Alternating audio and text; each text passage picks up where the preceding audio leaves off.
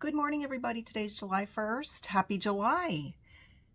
And I want to talk about something today that's actually affected me because I put it in a YouTube video and it backfired. So basically, it's over 100 degrees here right now. I'm sweltering. I just got out of the shower. That's why I look like this. And I'm sweating. It's one of those days where you get out of the shower and you're sweating right out of the shower. You feel like you didn't shower at all. I'm doing the best I can. I do have AC, but it hasn't kicked on yet because it was going all morning. So just bear with me, please, because I do feel that this topic is important to discuss. Just recently, and I don't know which video it was, I can't remember now, I uploaded a video talking about how some music helped me through things that I was going through and helped me recover my health. And one of the songs I mentioned was by Jelly Roll, Winning Streak. Now, after I uploaded that video, and I was all proud of myself talking about it, thinking, this might help somebody else. That's a great song. Controversy exploded on the internet about Jelly Roll. Now there's like this cancel culture surrounding him. So I wanted to speak to that. I don't want to talk about Jelly Roll. That's none of my concern, none of my business, not my circus, not my monkeys, you know? But I want to talk about the cancel culture, the controversy, everything surrounding this person, because I put it in my YouTube video. So I want to make a statement about that before people think, oh, she's a Jelly Roll supporter. So I want to clarify some things, because when you make YouTube videos, believe me, they come back to haunt you. No matter what you say, they come back to haunt you. People will look for things to call you out on. So I don't want that to become a problem in the future because I mentioned him in a video. Basically, in that video, I had said that I was recovering. I had gone to a different job after corporate America, and I was still under extreme stress, and my body was deteriorating. I had so many problems from the stress. And Jelly Roll's song, Winning Streak, helped me through it. If you've never heard the song, I wasn't an alcoholic. I didn't have a drug problem that the song is, I think, about. But it helped me because I'm sitting there at my desk in a car dealership where I had never worked before. I'm the only woman. And that in itself was a struggle, okay? Plus I'm over 50. Brand new job. Challenges that come with brand new jobs. Challenges that come with a totally different career change. And I wasn't looking for a career. I was just looking for a job. And that's what it was to me, a job. But I'm sitting there at my desk and I was having a hard day. I was having some struggles, and I was thinking about quitting this job. And they had the radio playing, because they always did. And the song Winning Streak came on. I was sitting there at my desk that day contemplating my next move in life because I didn't know where I was going to go from there. The words hit me. The words hit me like a brick. Nobody walks through these doors on a winning streak. Well, that applied to my life right then, because I was in car sales. I certainly hadn't walked in there on a winning streak. I didn't even know what I was doing. I didn't even know how to do the paperwork properly. I didn't know anything about cars. But yet, I sold 10 cars in my first month after training. So you see, that song hit me right to the heart when I needed it the most. So let me speak to that right there. Let me speak to that. Just like the song says, nobody walks through these doors on a winning streak. And I think we can take that and make it what you want out of life. I certainly have never walked through a door on a winning streak. But I will tell you a story. My grandfather was pretty well known in the area. He came from a family that had been here. They were farmers. Everybody knew of them. They opened businesses in the town. They were the first businesses in the town. So when my grandfather lost his dad passed away at 40. That was my great-grandfather. His mother was left a widow. My grandfather was the youngest of, I believe, 8 kids.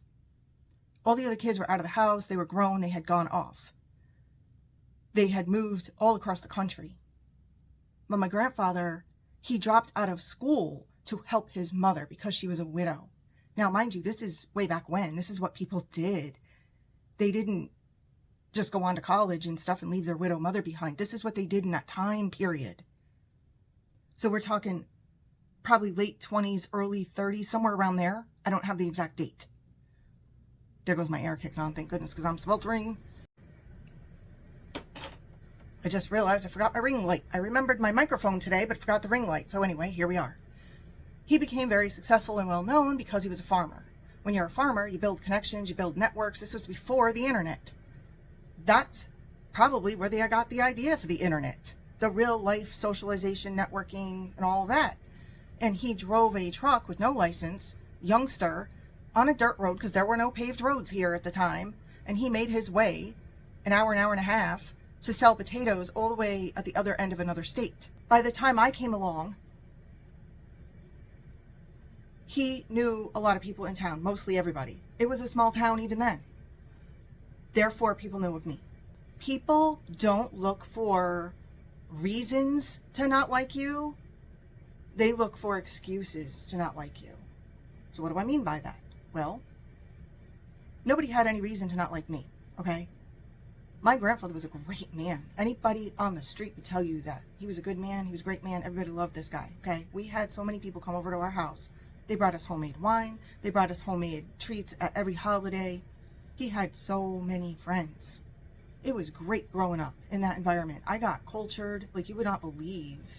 And it wasn't like I went on lavish trips overseas or anything. I never went to Europe. I would have loved to. But it wasn't like that. My grandmother took me places around the U.S. I went traveling a lot as a kid. But I never got to go overseas and experience all the different cultures and all the different foods. But my grandfather's friends brought different foods over, and we had amazing foods and different things I got to try as a kid, just to give you some background. But then in high school, there was some mean girls. That's in every high school, I would imagine. There's mean girls everywhere. But they decided that they didn't like me. So they started rumors, because that happens. Think if you're a movie star or an actress or a singer. The rumors that circulate, even when people don't know you at all, they just make stuff up. Basically, I moved away for a while to get out of it because think about it. This was a time before the internet. It was a time before we had cell phones. It was a time before we had internet shaming, internet canceling, internet bullying, or, all of the above and more. We didn't have any of that. All we had was our little social network close by, in town mostly.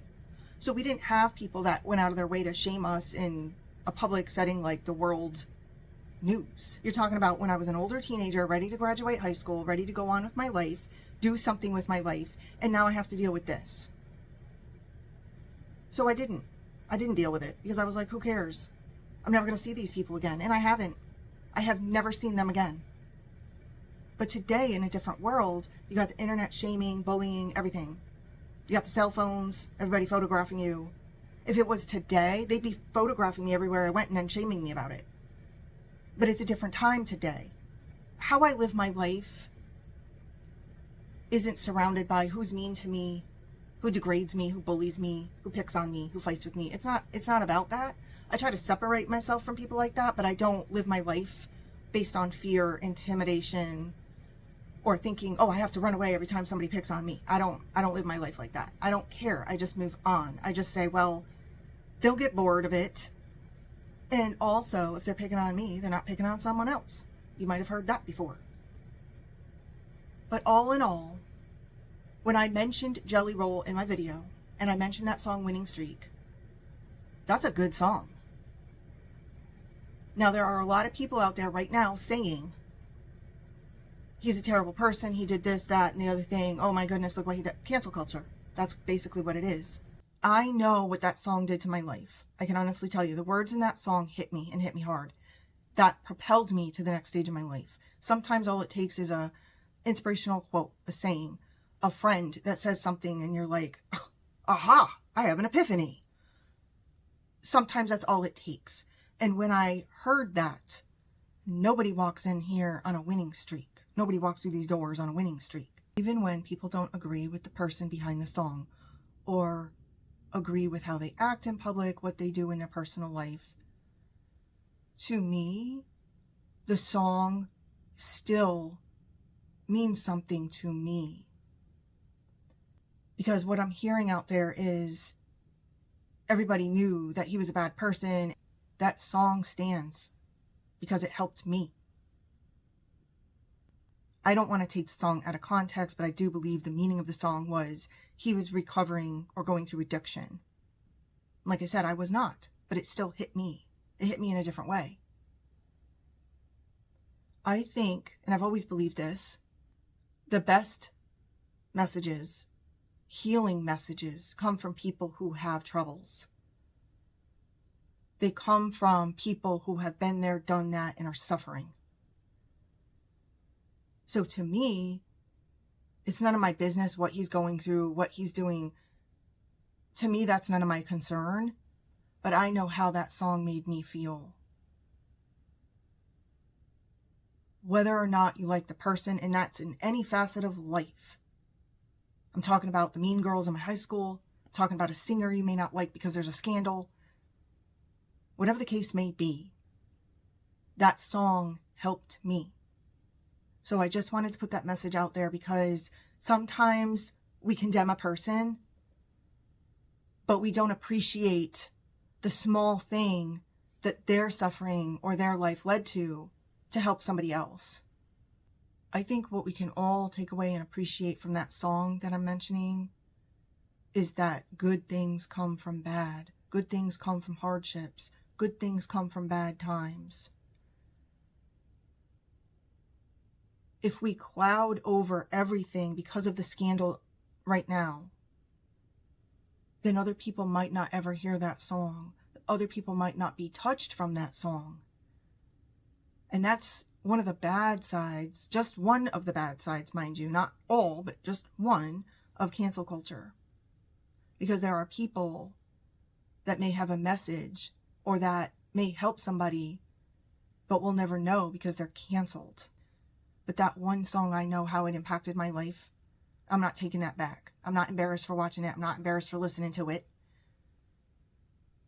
And I'm not embarrassed for talking about it because it impacted my life for the better. And that's my takeaway. None of us walk through these doors on a winning streak. So if you're having a hard time out there, if you're suffering, you're not alone. There's other people out there in the world that are going through the same exact thing. And that's the message. And the message is kind of ironic considering what's going on now with the singer. Thank you so much for watching today. I hope everybody has a great day. Stay cool. Try not to get overheated in this crazy summertime weather. Take care.